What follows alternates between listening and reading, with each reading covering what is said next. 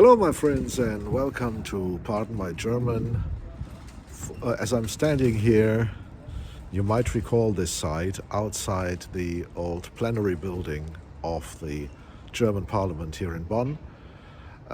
Welcome to a video that's a bit due for a while, because if you've been around a bit on this channel, you may recall my videos on the Museum Mile here in Bonn, not far from where we stand. And particularly the part on the Haus der Geschichte, the House of German History. The temporary exhibition was accessible, the permanent exhibition was not, and so back then I said I will come back as soon as the permanent exhibition is accessible again. It is now, so let's go there and have a look. So, here we are just outside of this museum, which does not charge any entrance fee, which I think is a great thing, and more museums should be like that. So thank you for joining me today, and as always, if you should happen to like the video, then please give it a thumbs up, and of course I would love to earn your subscription. Thank you.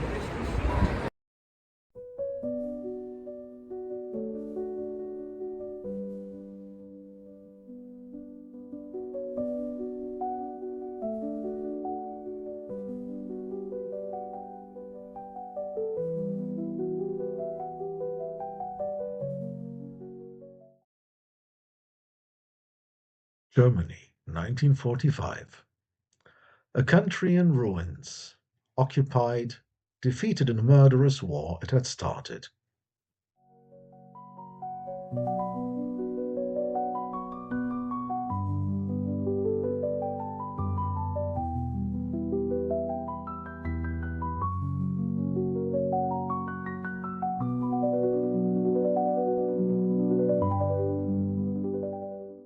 And drifting apart, in times of growing tensions between East and West.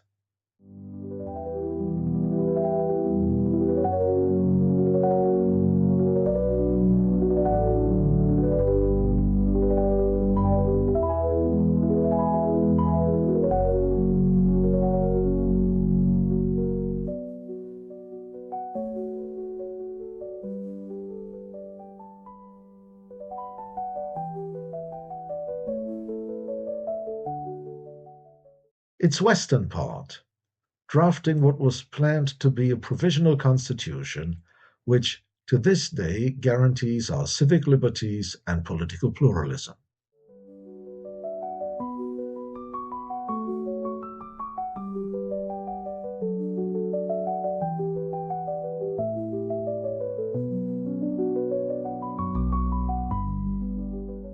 While the East quickly found itself under the yoke of de facto one-party rule.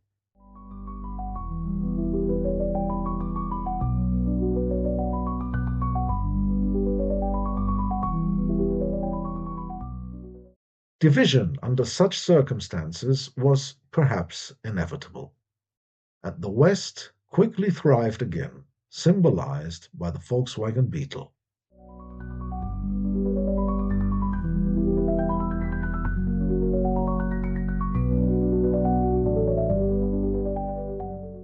Whereas the leaders of the East glorified Stalin and made promises they never kept.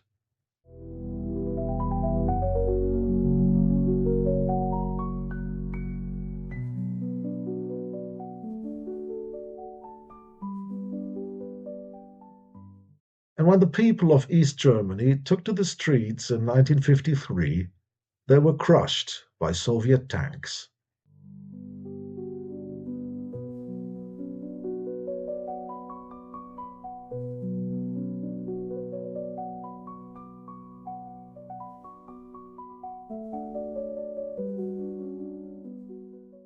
The West, meanwhile, stood for economic growth and romanticizing movies.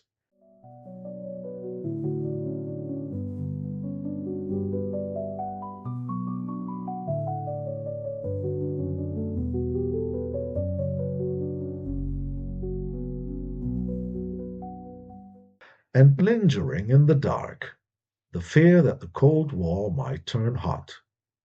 extremely hot.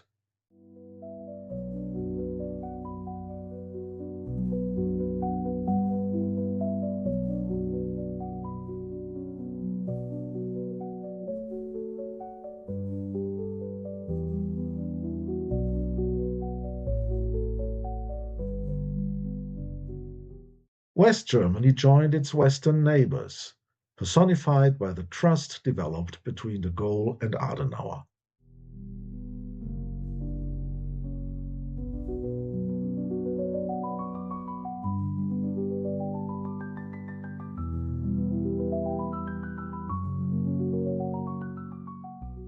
With millions of their subjects seeking to escape, East Germany's communist leaders decided to lock up an entire country behind walls, barbed wire, and more.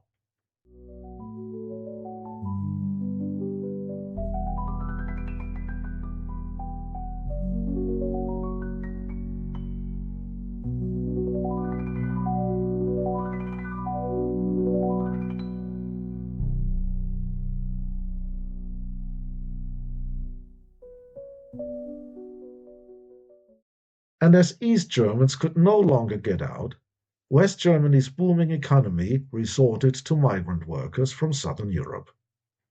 The 1 millionth of them, a man from Portugal, received this motorbike as a welcome present.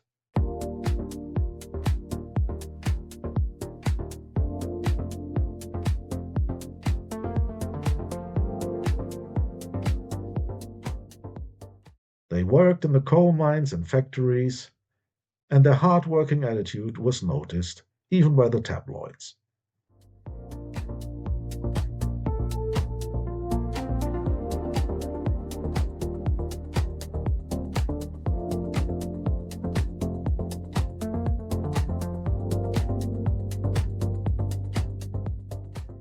Western products from the 60s, colorful and futuristic. Their Eastern counterparts looking quite similar.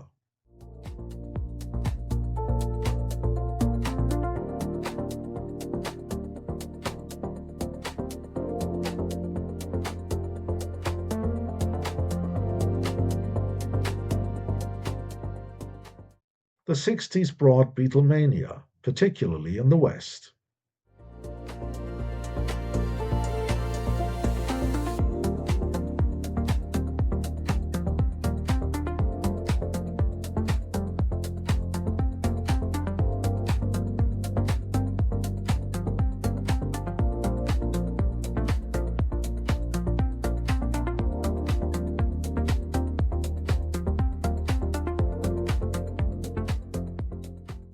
They brought the sexual revolution against quite some resistance.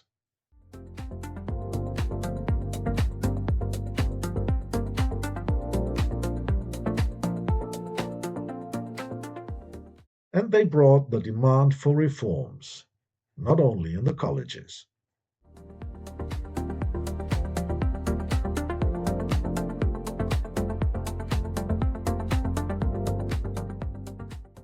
The 70s witnessed the first economic problems in many years.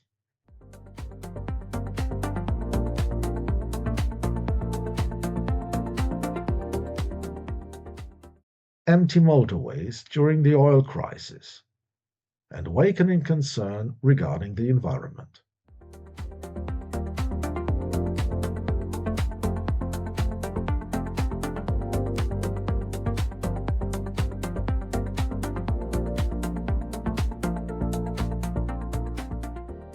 The two Germanys still divided and facing each other in the 1974 FIFA World Cup.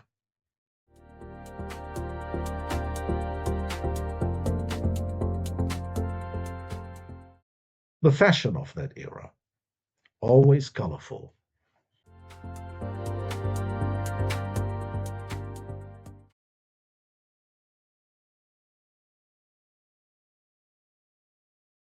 And another trademark of that decade in the memory of West Germans, hardline leftist terrorism.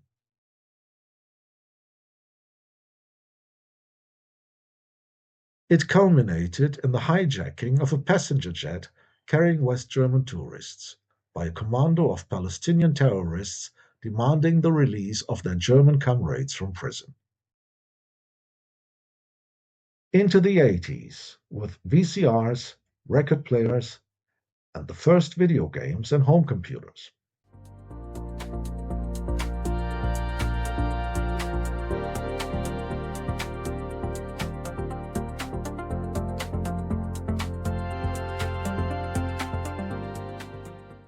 And a sports craze featuring Boris Becker and, of course, aerobics. The latter trend ended up in East Germany as well. For political reasons, it had to be called pop gymnastics.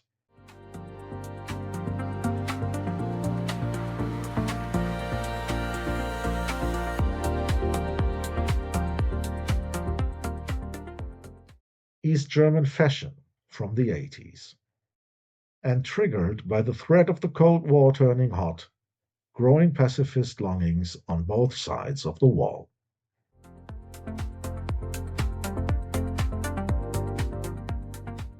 The success of immigration in the West measurable by the growing number of Mediterranean restaurants.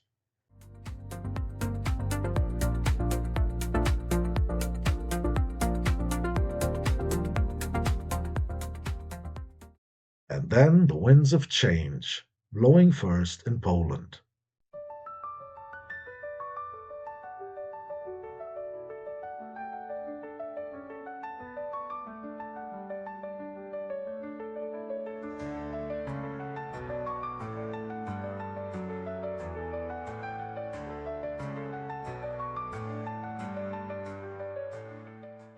Dissenting groups in East Germany had to use simple means like this old printing press.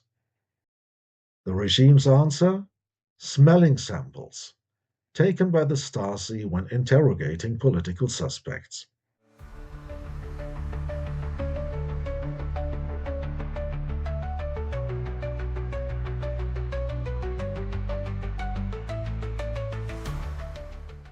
A small self-made plane in which a man got his brother out of East Germany.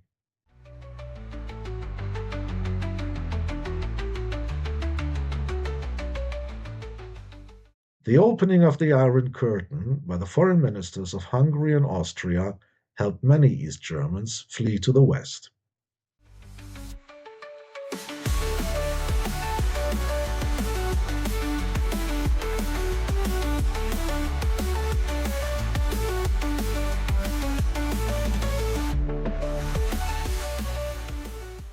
The leadership of East Germany did not want to hear about all that.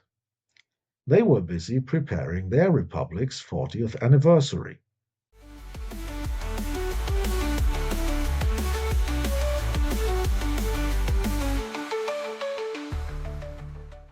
But the people took to the street again, and this time there were no Soviet tanks.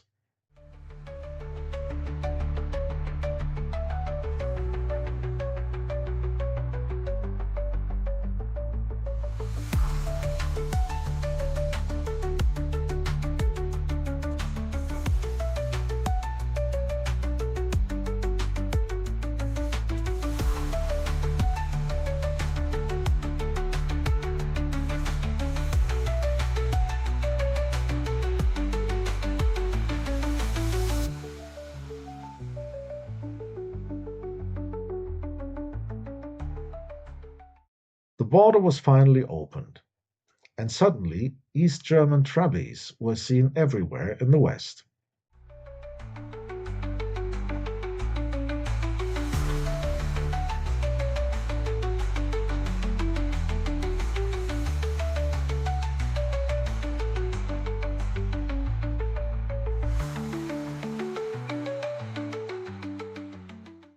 But open borders were not enough anymore.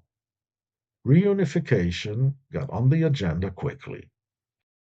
And on the 3rd of October 1990, what belonged together became one again.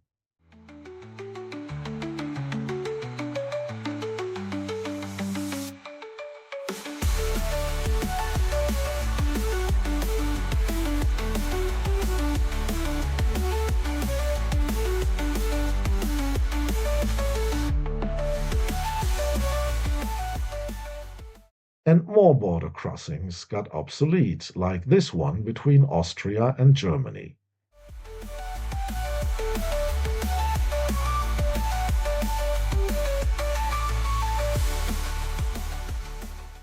One of my favorite exhibits, a supermarket chain specializing in East and Central European products. We are quite frequent customers there. Another sign of a world in change. A vehicle used by the German contingent in Afghanistan.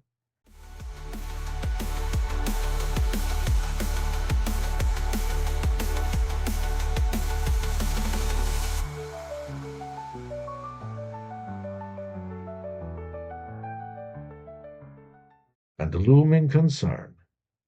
Germany's government debt, presented by the Federation of Taxpayers. So, I'm about to make my way back to my car, but on the way, I've already spotted that when I got here, there's also a lot of little and interesting exhibits here in this subway station. So I think that makes a nice little additional impression here.